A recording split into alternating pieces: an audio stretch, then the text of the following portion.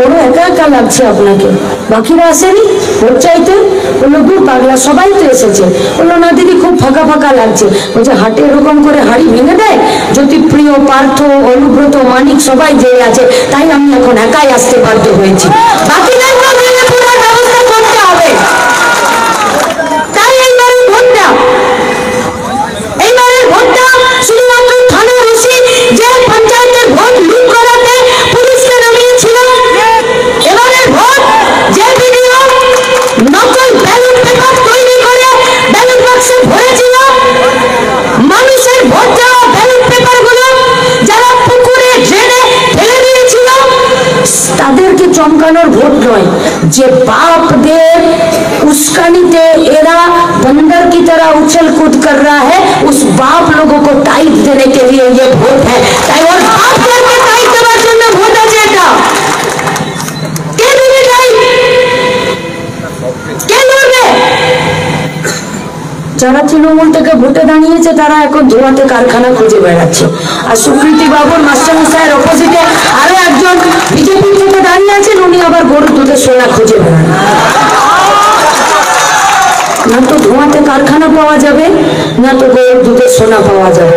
শক্ত মাটিতে চাঙ্কবল করে লড়াই করলে আর ভোটের দিন তাতে দাঁত চিপে ভোটের লাইন থেকে না বেরোলে নিজের কাজ, নিজের পেটের ভাত আর মাথার ছাদ পাবেন। তাই সিদ্ধান্ত আপনাদেরকে নিতে হবে, ধোঁয়াতে কারখানা খুঁজবেন নাকি গরুর দুধের সোনা খুঁজবেন, নাকি ভোটের লাইনে তাতে দাঁত চিপে দাঁড়িয়ে সুকৃতি ঘোষালকে খুঁজবেন আর লাল ঝান্ডাতে ভোটটা দিয়ে এই দেশকে, এই রাজ্যকে বাঁচানোর জন্য আপনি একজন সৈনিক হিসাবে নাম লেখাবেন। আমরা আপনাদেরকে কথা দিচ্ছি, ये तृणमूल का इतना हिम्मत नहीं है कि पंचायत का वोट ये लोग ठीक तरह से करवा सके। क्यों? पंचायतेर भोट যদি হয়ে যেত তাহলে তৃণমূলের টিকিট এতদিন কাটা হয়ে যেত, আমরা ওদেরকে কনফার্ম সিটে বসিয়ে পশ্চিমবঙ্গ থেকে তাড়িয়ে দিতাম। তাই পুলিশকে আর ভিডিওতে নামিয়েছে। তাই কলেজের নির্বাচন করছে তৃণমূলের পার্টিটা, কি হলো? করেছে? করছে না তো? স্কুলে করছে না তো? আচ্ছা, সমবায় যতগুলো ইলেকশন হচ্ছে তৃণমূল বিজেপি খাতা খুলতে পারছে? পারছে না। আচ্ছা, যতগুলো প্রোডাকশনের ইউনিট আছে, যেখানে কারখানা আছে, তার ভেতরে ট্রেড ইউনিয়নের যে ভোটগুলো হচ্ছে সেখানে তৃণমূল বিজেপি খাতা খুলতে পারছে? তার মানে বুঝতে পারছেন তো কেন প্রেসার বেড়ে যাচ্ছে দিদিমণি আর আলফাল কথা বলে বেড়াচ্ছে। আমরা আপনাদেরকে কথা দিচ্ছি, पंचायतेर भोटे যে शेर के बच्चे के द्वारा आप लोग अपना बूथ और बोर्ड सुने दाड़िए बोलेছিলেন আর নমিনেশন করার আগে জহর কাকু সমেত বাকি যে কমরেডরা বুক চিটিয়ে রাস্তায় দাঁড়িয়েছিলেন, বলেছিলেন যে তোর একদিন কি আমার একদিন।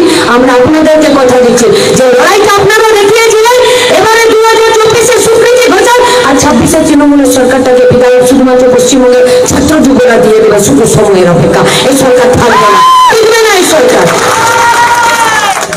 100 দিনের কাজের টাকা ফেরত দিতে চাইলো তৃণমূল কংগ্রেসের পার্টিটা, চাইলো না দিতে? দিতে চেয়েছিল না?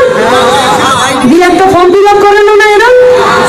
তাহলে পঞ্চায়েতের অফিসগুলো কত অপদার্থ বলুন, যে এতদিন আমি কাজ করলাম, জব কার্ডে আমার নাম আছে, ওদের কাছে লিস্ট নেই, বাইরে আবার ভাইপো পিসি ভাইপো ছবি ছাপ